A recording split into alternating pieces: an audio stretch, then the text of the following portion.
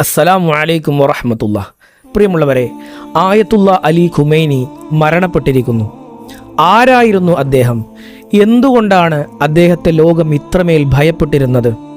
ആയത്തുള്ള അലി ഖമനേയിയുടെ ജീവിതവും രാഷ്ട്രീയവും ആഴത്തിൽ പരിശോധിക്കുമ്പോൾ അത് ആധുനിക ഇറാൻ്റെ അതിജീവനത്തിൻ്റെയും ചെറുത്തുനിൽപ്പിൻ്റെയും ചരിത്രമാണെന്ന് കാണാം. 1939 മഷ്ഹദിലെ ഒരു സാധാരണ മതപണ്ഡിത കുടുംബത്തിൽ ജനിച്ച അദ്ദേഹം തൻ്റെ പിതാവിനെ പോലെ ഒരു പണ്ഡിതനാകാനാണ് ആഗ്രഹിച്ചത്. എന്നാൽ അന്നത്തെ ഇറാനിലെ രാഷ്ട്രീയ സാഹചര്യങ്ങൾ അദ്ദേഹത്തെ ഒരു പോരാളിയാക്കി മാറ്റി.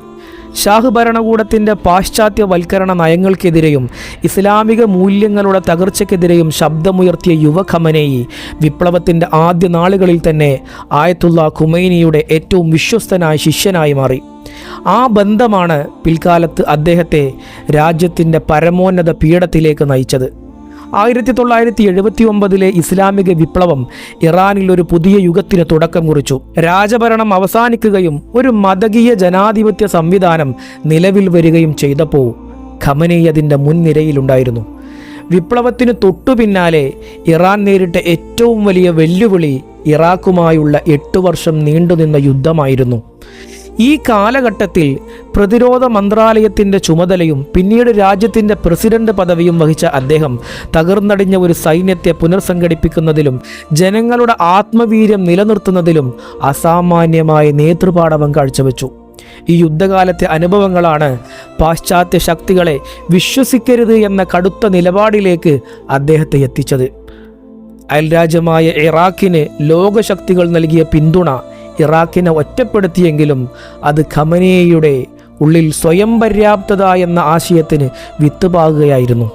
1989 ഇമാം ഖുമൈനിയുടെ മരണശേഷം ഖമനേയി പരമോന്നത നേതാവായി തിരഞ്ഞെടുക്കപ്പെടുമ്പോൾ ലോകം കരുതിയത് ഇറാഖിൻ്റെ വിപ്ലവ വീര്യം അവസാനിക്കുമെന്നാണ്. എന്നാൽ ഖുമൈനിയുടെ നിഴലിൽ നിന്ന് മാറി സ്വന്തമായൊരു ഭരണശൈലി അദ്ദേഹം വികസിപ്പിച്ചു. ആഗോള രാഷ്ട്രീയത്തിൽ ഇറാൻ ഒരു പ്രധാന ശക്തിയായി മാറ്റാൻ അദ്ദേഹം ലക്ഷ്യമിട്ടു. ഇതിനായി അദ്ദേഹം തിരഞ്ഞെടുത്തത് പ്രതിരോധത്തിൻ്റെ അച്ചുതണ്ട്, ആക്സിസ് ഓഫ് റെസിസ്റ്റൻസ് എന്ന തന്ത്രമായിരുന്നു. ലബനാൻ, സിറിയ, ഇറാഖ്, യമൻ തുടങ്ങിയ രാജ്യങ്ങളിലെ സമാന ചിന്താഗതിയുള്ള ഗ്രൂപ്പുകളെ പിന്തുണക്കുന്നതിലൂടെ മധ്യപൂർവേഷ്യയിൽ ഇറാൻ്റെ സ്വാധീനമുറപ്പിക്കാൻ അദ്ദേഹത്തിന് സാധിച്ചു. ഇത് ഇസ്രയേലിനും അമേരിക്കക്കും വലിയ ഭീഷണിയായി മാറി. ഖമനേയിയുടെ ഭരണത്തിന് കീഴിൽ ഇറാൻ വികസിപ്പിച്ചെടുത്ത മിസൈൽ സാങ്കേതിക വിദ്യയും ഡ്രോൺ കരുത്തും ലോകരാജ്യങ്ങളെ അമ്പരപ്പിക്കുന്നതായിരുന്നു. ആഭ്യന്തരമായി നോക്കുമ്പോൾ ഖമനേയി ഒരു വിട്ടുവീഴ്ചയില്ലാത്ത ഭരണാധികാരിയായിരുന്നു. ഇസ്ലാമിക നിയമങ്ങൾ കർശനമായി പാലിക്കണമെന്ന അദ്ദേഹത്തിൻ്റെ വാശി പലപ്പോഴും യുവതലമുറയുടെ പ്രതിരോധങ്ങൾക്ക് കാരണമായിട്ടുണ്ട്. എങ്കിലും രാജ്യത്തിൻ്റെ ദേശീയ താൽപ്പര്യങ്ങൾ സംരക്ഷിക്കുന്ന കാര്യത്തിൽ അദ്ദേഹം കാണിച്ച ഉറച്ച നിലപാട് അദ്ദേഹത്തിന് വലിയൊരു വിഭാഗം ജനങ്ങളുടെ പിന്തുണ നേടിക്കൊടുത്തു. പാശ്ചാത്യ രാജ്യങ്ങൾ ഏർപ്പെടുത്തിയ കടുത്ത സാമ്പത്തിക ഉപരോധങ്ങളെ മറികടക്കാൻ അദ്ദേഹം മുന്നോട്ട് വെച്ച റെസിസ്റ്റൻസ് എക്കോണമി എന്ന ആശയം ഇറാൻ്റെ ആഭ്യന്തര ഉൽപ്പാദനം വർദ്ധിപ്പിക്കുന്നതിനും വിദേശ ഇറക്കുമതി കുറക്കുന്നതിനും സഹായിച്ചു. ശാസ്ത്ര സാങ്കേതിക വിദ്യകളിലും നാനോ ടെക്നോളജിയിലും ഇറാൻ കൈവരിച്ച നേട്ടങ്ങൾ ഖമനേയിയുടെ ദീർഘവീക്ഷണത്തിൻ്റെ ഫലമാണെന്ന് അദ്ദേഹത്തിൻ്റെ അനുയായികൾ അവകാശപ്പെടുന്നു. ഖമനേയി എന്ന വ്യക്തിയെ വിശകലനം ചെയ്യുമ്പോൾ അദ്ദേഹത്തിൻ്റെ ലളിതമായ ജീവിതശൈലി എടുത്തു പറയേണ്ട ഒന്നാണ്. ഒരു പരമോന്നത നേതാവായിട്ടും ആഡംബരങ്ങളിൽ നിന്ന് അകന്നു നിന്ന അദ്ദേഹം കവിതയും സാഹിത്യവും ഇഷ്ടപ്പെടുന്ന ഒരു പണ്ഡിതൻ കൂടിയായിരുന്നു. അദ്ദേഹത്തിൻ്റെ പ്രസംഗങ്ങൾ പലപ്പോഴും ചരിത്രവും തത്വശാസ്ത്രവും ഇസ്ലാമിക അധ്യാപനങ്ങളും കോർത്തിണക്കിയവയായിരുന്നു.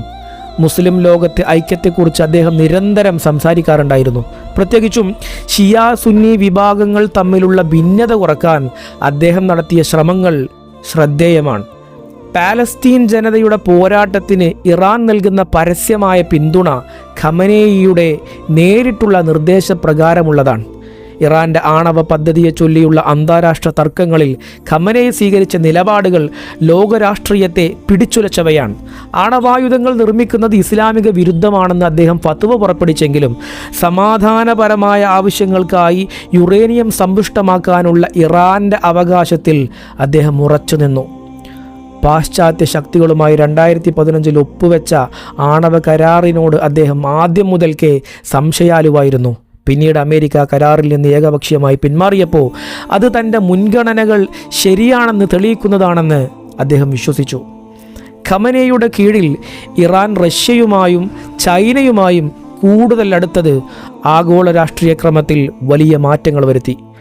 അദ്ദേഹത്തിൻ്റെ മരണവാർത്തകൾ മാധ്യമങ്ങളിൽ നിറഞ്ഞു നിൽക്കുമ്പോൾ അത് കേവലം ഒരു വ്യക്തിയുടെ അന്ത്യമല്ല, മറിച്ചൊരു രാഷ്ട്രീയ സിദ്ധാന്തത്തിൻ്റെ വലിയൊരു അധ്യായം അവസാനിക്കുന്നതിനെയാണ് സൂചിപ്പിക്കുന്നത്.